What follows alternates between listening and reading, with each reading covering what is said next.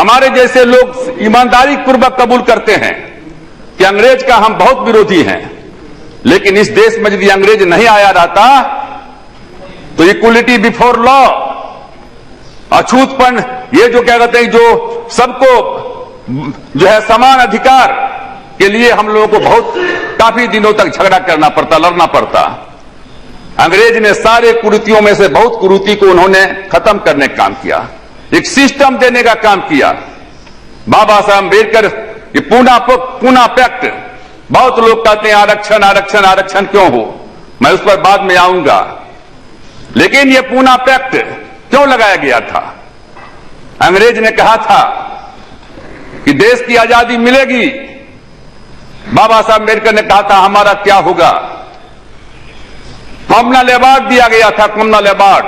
उस communal award के तहत कहा गया था कि रिजर्व कंस्टिट्यूएंसी में 2 वोट का अधिकार होगा दलितों को, शेड्यूल कास्ट के लोगों को।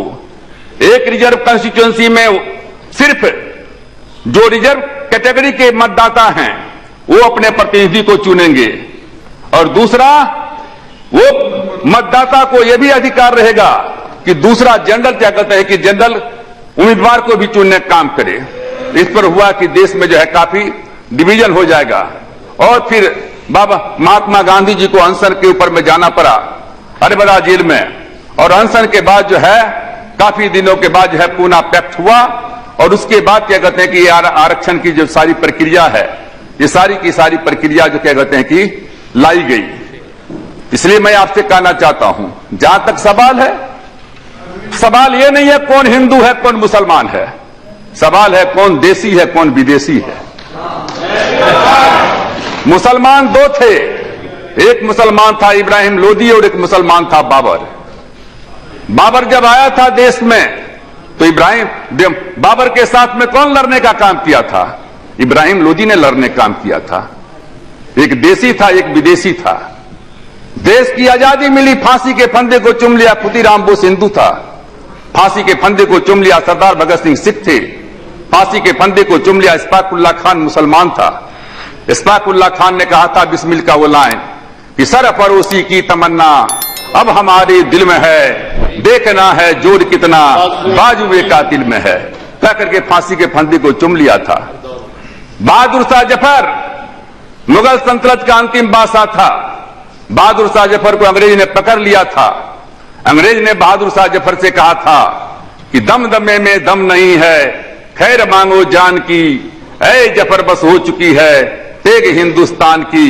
तो बहादुर शाह जफर ने अंग्रेज से कहा था कि हिंदियों में बू रहेगी जब तलक ईमान की, तख्त लंदन तक चलेगी तेग हिंदुस्तान की। और बहादुर शाह जफर जब मरने लगे तो बहादुर शाह जफर ने लिखा कि कितना है बदनसीब जफर, दफन के लिए 2 गज जमी भी ना मिला कुएं यार में। इसलिए भाइयों मैं कहना चाहता हूं, ये हिंदू मुसलमान कम्युनलिज्म सेकुलरिज्म ये बहुत हो चुका। आप बताओ आजादी के 66 साल के बाद भी आज दलितों की स्थिति क्या है, आज पिछड़ों की स्थिति क्या है, आज मुसलमानों की स्थिति क्या है, आज गरीबों की स्थिति क्या है।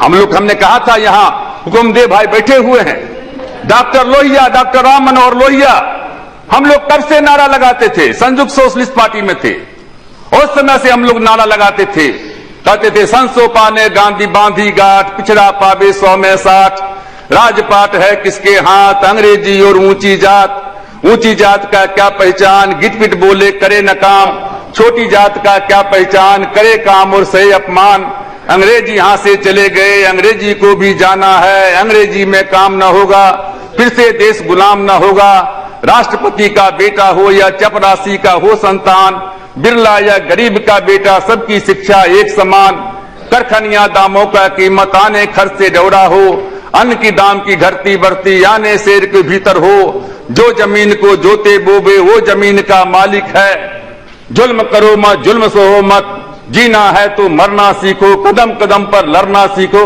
ये सारा का सारा हम लोग उस समय से लड़ते आ रहे हैं, आज भी क्या कहते कोई चीज चल रहा है। इसलिए मैं उपाध्यक्ष जी मैं आपसे कहना चाहता हूं मैं आपसे कहना चाहता हूं